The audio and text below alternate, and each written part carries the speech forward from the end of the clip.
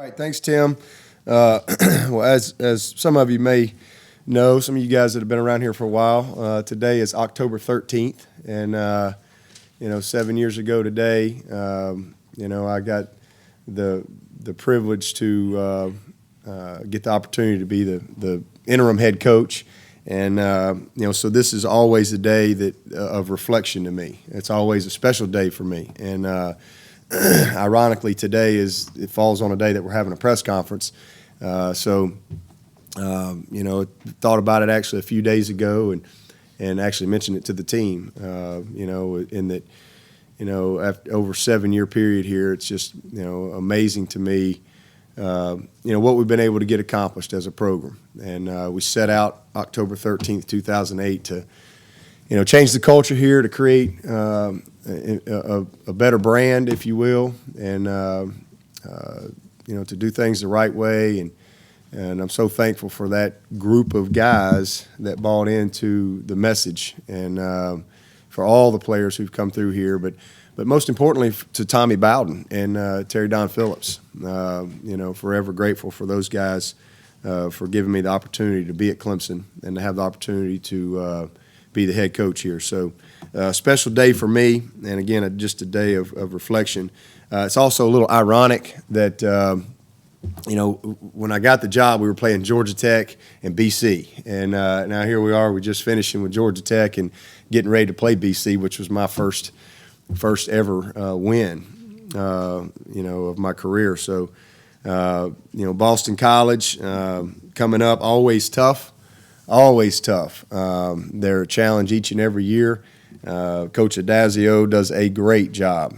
His team, I think, reflects and plays with his personality. They really have taken on the personality of the head coach. He's a fighter and a winner, tough, hard-nosed guy, and that's how BC plays. Got a lot of respect for their program. Offensively, they've had some change at quarterback and with some injuries and things.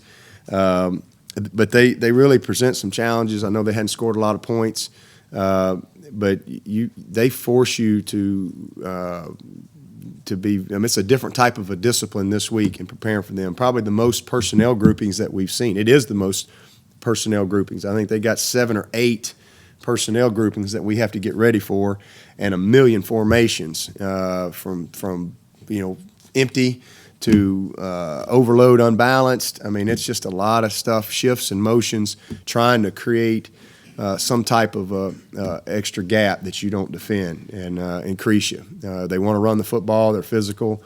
We've got to do a great job defensively in getting lined up and adjusted to all the different things we're going to see. And then defensively, they got 8 starters back, and right now they're the standard in college football. They literally – they're number 1 in the nation in total defense, rush defense, pass defense, first down defense. They're 2nd in the nation in scoring defense and third down defense, and then they're 5th in tackles for loss. So, this is a team that's played Northern Illinois, that took Ohio State to the last minute.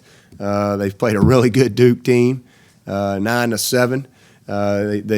They've played Wake. These guys, Florida State, they've only had 1 touchdown, offensive touchdown scored on them all year.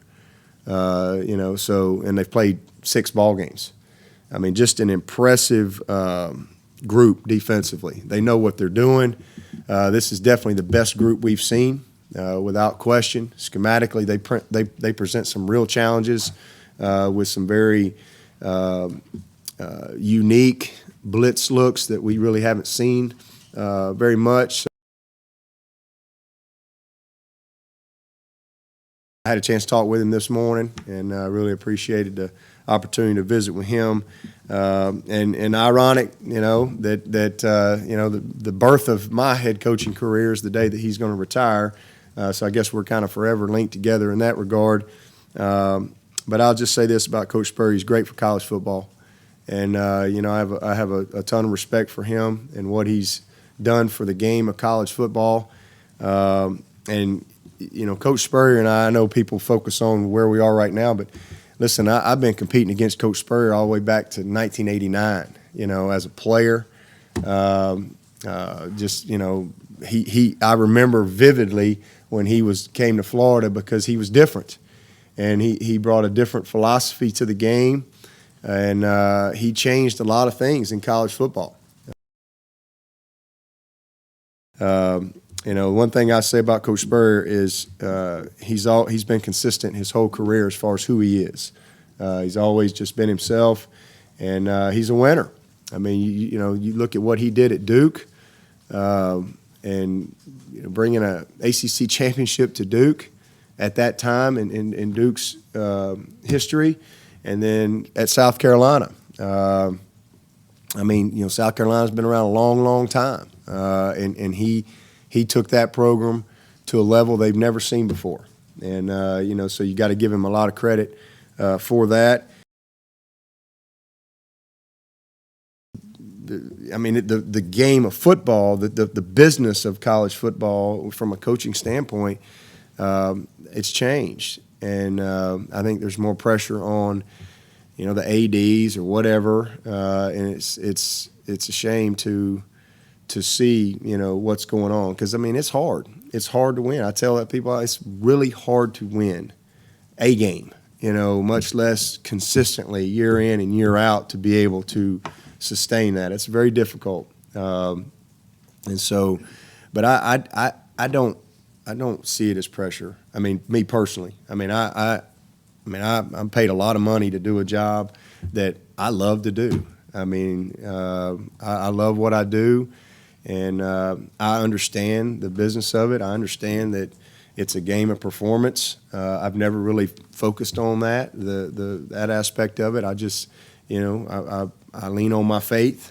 and that's just what I try to stay grounded in that, and so I don't get too high or get too low, and whether we've had a good game or bad game, I just give it all to the good Lord, to be honest with you, and when it's time for me to move on, I